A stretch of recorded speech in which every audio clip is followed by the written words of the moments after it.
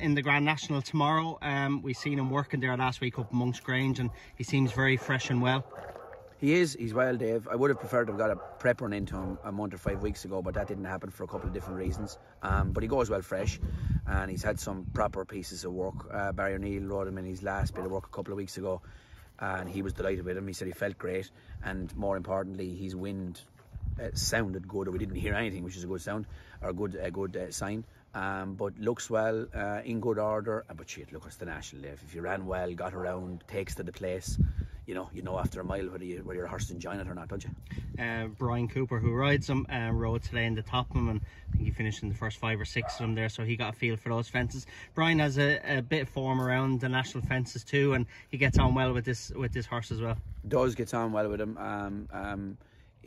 Brian's a good record around there without winning it. He's been placed a few times. I think he's out of however many rides he had in it. I think he's got around the most. Sure, listen, he's a grade 1 rider. He's good everywhere. Good for him to have a nice spin around there today. And sure, hopefully if things go well for him and he's looking, running, and takes to the place, that he come home safe and sound, and money will be a bonus. And he's settled in very well. Anne, who's gone over with the horse, seen him, a couple of videos of him having a roll and having a trot around, and he looks very well. Yeah, he does. He enjoys it when he goes away. I suppose that's why he enjoys Cheltenham too. He always settles in really well, and he loves being away and gets fresh in himself. And Anne's a great girl in the yard. Anne's gone with him, and he's in Haydock, and she's delighted with him. He's in great nick, so you couldn't be happy with all that.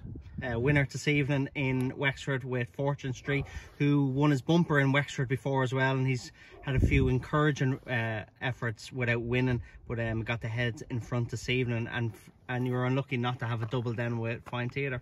Yeah, another horse with track form that loves it as well, and I didn't think he had any chance to see that on that goodish ground. But Sean said he was in the zone and ran a cracker, and he was probably a bit unlucky. He met the last, as you saw, on a wrong stride. If he had met it right, he might have won. But anyway, that's history. He didn't, but he ran well. And yeah, delighted to have the winner for Softco.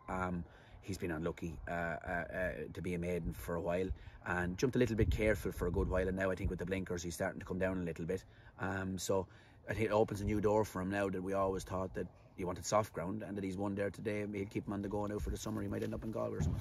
You wanted a claim off him, so Richie Deegan rode him this evening, and that's Richie's second winner for yourselves in the last couple of weeks. He won on Western Zara as well. He did. He's a good lad, Richie.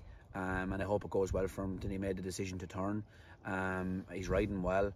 I had to claim off that horse today because either whether Brian was here or not, and Sean was there, because it's very difficult, as you know, with that £8 allowance with the bumper. When you've won a bumper, you're giving away that £8, so we wanted to take that off him, and I suppose that claim would have been the difference in winning and losing, and Richie was good in the horse. Latest exhibition ran on Monday in the Irish Grand National. Ran a cracker. Obviously disappointed that he didn't win. How has he come out of the race, and were you happy with how he ran? Sure, look, to be honest with you, going up there on the day, I did think we had a great winning chance, even though he had the burden of top weight. But for me, it was all about that he wasn't giving away when he's 17 or 18 pounds. It wasn't that he was giving away a couple of stone, and that I thought off 153 if he was going to be able to mix it next year at the top table with the crop of chasers that's in Ireland at the moment, that he nearly had to kind of go and win off 153. He was only beaten 5 lengths, and he's run a great race and all that kind of thing, and he's come out of it fine. But you know, look, we haven't discussed where we go next from here. We'll see.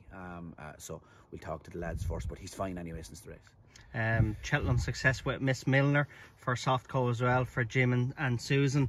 Does she go to Punchestown? She is. She's in the mare's race, and she's in the stairs hurdle as well, shooting for the stars a little bit, but now she's rated 144 in England and 144 in Ireland, and with a £7 mare's allowance, like, where do you go next? You know what I mean? Her options in Punchestown are running one of those grade 1s, or run with top weight and a handicap, which she's not, you know, that wouldn't be for her. So if she's well and the ground's nice, I'd say if it was on the soft side, she might run the mare's race, and if it's on the good side, we might let her take her chance in the stairs. That's good. Very best of luck tomorrow on Aintree with Discorama. Thanks, Dave.